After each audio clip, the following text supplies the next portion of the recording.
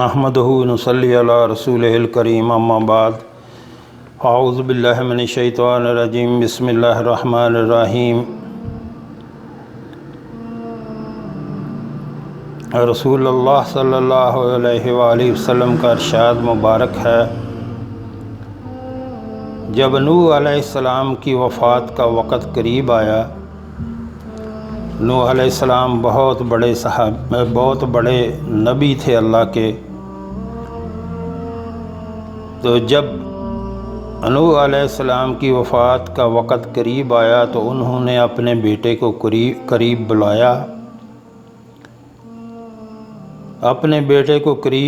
بلایا اور فرمایا سبحان اللہ و بحمدہ کا ورد کرتے رہنا کہ یہ ہر چیز کی نماز ہے، اس کی وجہ سے مخلوق کو رزق دیا جاتا ہے۔ یہ تسبیح جو اس کو روزانہ 100 بار پڑھیں،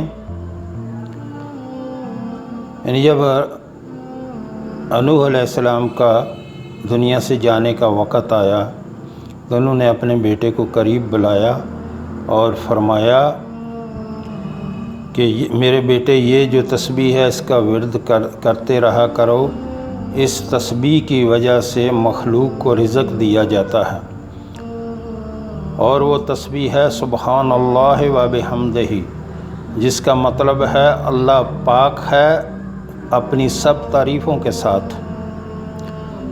اپنی سب تعریفوں کے ساتھ کا مطلب ہے کہ اللہ کسی کی تعریف کا محتاج نہیں ہے، میرا رب کسی کی تعریف کا محتاج نہیں ہے، اس کی کوئی تعریف کرے یا نہ کرے اس کی شان میں کوئی فرق نہیں پڑتا، کیونکہ وہ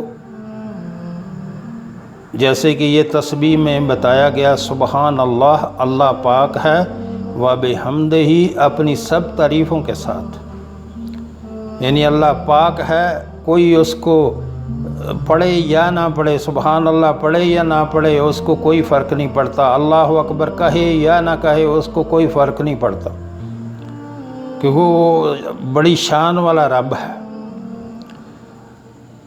تو جو سبحان اللہ و بحمدہ پڑھتا ہے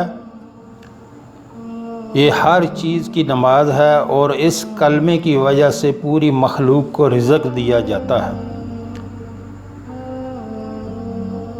یہ جو تسبیح ہے اس کو روزانہ کم از کم 100 بار ضرور پڑھیں۔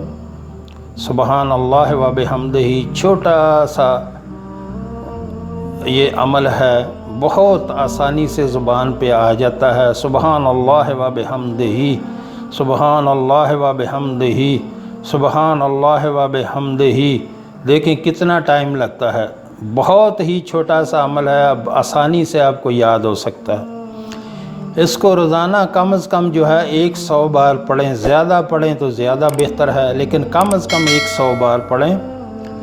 سبحان اللہ و بحمدہ بہت بڑا وظیفہ ہے، اس سے رزق کی تنگی دور ہو جاتی ہے، جیسے کہ پہلے میں نے عرض کیا کہ اس کی وجہ سے پوری مخلوق کو رزق دیا جاتا ہے، اس کلمے کی وجہ سے، اور اللہ اپنے فضل سے آپ کو مالا مال کر دے گا۔ کم از کم روزانہ 100 بار جو ہے وہ ضرور اس کو پڑھیں، کوئی بھی ٹائم پر پڑھ لیں، جو آپ کو آسان لگے، جو آپ کے لیے آسانی کا ٹائم ہو، صبح پڑھ لیں، دوپہر کو پڑھ لیں، شام کو پڑھ لیں، جو ٹائم آپ کو آسان لگے وہ ٹائم پہ آپ اس کو جو ہے وہ پڑھ لیں، اپنے ٹائم کی سہولت کے مطابق آپ پڑھ لیں، کوئی ضروری نہیں ہے جب آپ کو ٹائم لگ جاتا ہے، آپ دیکھیں ابھی میں فری ہوں تو اس ٹائم آپ پڑھ لیں، کم از کم 100 بار جو ہے روزانہ پڑھیں، اور کوئی بھی ٹائم پر پڑھ لیں، اور گناہوں سے بچنا ہے۔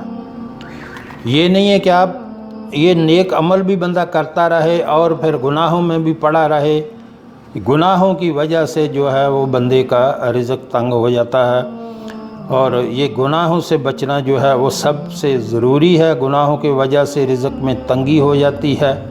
نماز پڑھیں اور والدین کی نافرمانی سے بچیں، والدین کی نافرمانی جو ہے وہ اتنا بڑا گناہ ہے، اتنا بڑا ظلم ہے کہ اس کی سزا دنیا میں ہی مل جاتی ہے انسان کو۔ یہ بہت بڑا ظلم ہے، دنیا ہی میں ذلیل و خوار ہو کے بندہ دنیا سے جاتا ہے، یہ جو والدین کی نافرمانی کرتا ہے۔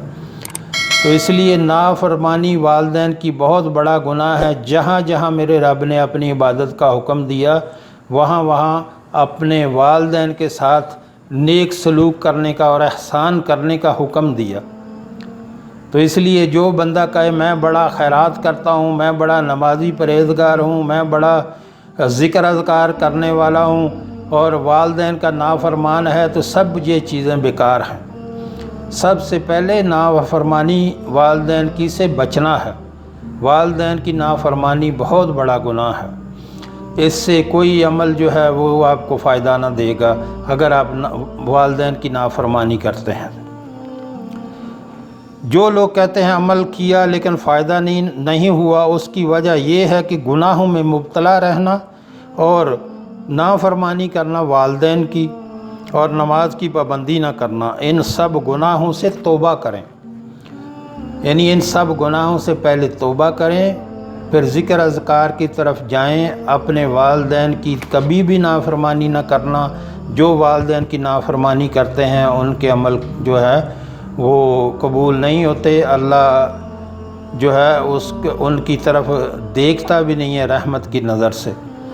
تو اس لیے بوڑھے والدین کا خیال کریں، بوڑھے والدین ہوں یا جوان والدین ہوں، والدین کی نافرمانی بہت بڑا ظلم ہے، اس سے بچو، جتنا ہو سکے اس سے بچو۔ اس کے اوپر کتنے واقعات ہیں، کتنے بڑے بڑے واقعات ہیں والدین کی نافرمانی پہ، اللہ کی بہت وعیدیں ہیں۔ اور پھر والدین کی اطاعت، والدین کی فرما برداری پہ اللہ کی طرف سے بڑے بڑے انعامات ہیں۔ اس لیے ہمیشہ یہ کوشش کریں کہ ماں باپ کو آپ کی طرف سے کوئی تکلیف نہ ہو۔ جب بھی بات کریں ان کے ساتھ آہستہ اور جھک کر اور دھیمے لہجے سے ان کے ساتھ بات کریں، کبھی ان کے ساتھ غصے سے بات نہ کریں، کبھی ان کو ڈرانے کی کوشش نہ کریں۔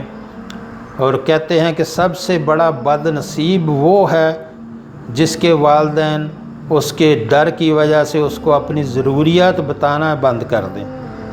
وہ اولاد بہت بڑی بدبخت ہے جس کی ڈر کی وجہ سے والدین اپنی ضروریات نہ ان کو بتائیں۔ اپنے والدین کے ساتھ ایسا رہیں کہ ان کے ساتھ بہت ہی عاجزانہ رویہ اختیار کریں۔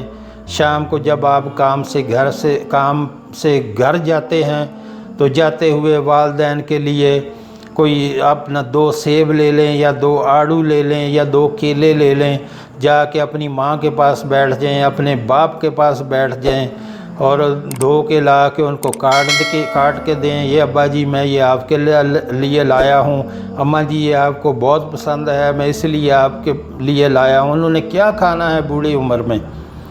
آپ 2 پیس لے لیں، زیادہ نہ لے لیں، 2 لے لیں، آپ سیب لے لیں، 2 آڑو لے لیں، جا کے ان کو کاٹ کے ان کے پاس بیٹھ کے ان کو کاٹ کے دیں۔ اماں جی یہ میں آپ کے لیے لایا ہوں، ابا جی میں آپ کے لیے لایا ہوں۔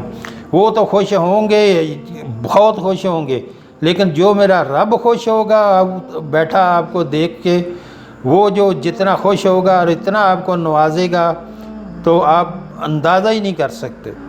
اس لیے کوشش کریں جتنا بھی ہو سکے والدین کی جو ہے خدمت کریں۔ جن لوگوں کے والدین زندہ ہیں اس کو نعمت سمجھیں اللہ کی، اور جتنا ہو سکے ان کی خدمت کریں اور اپنے لیے جنت بنا لیں۔ جن کے والدین زندہ ہیں ان کے لیے یہ بہت بڑی نعمت ہے۔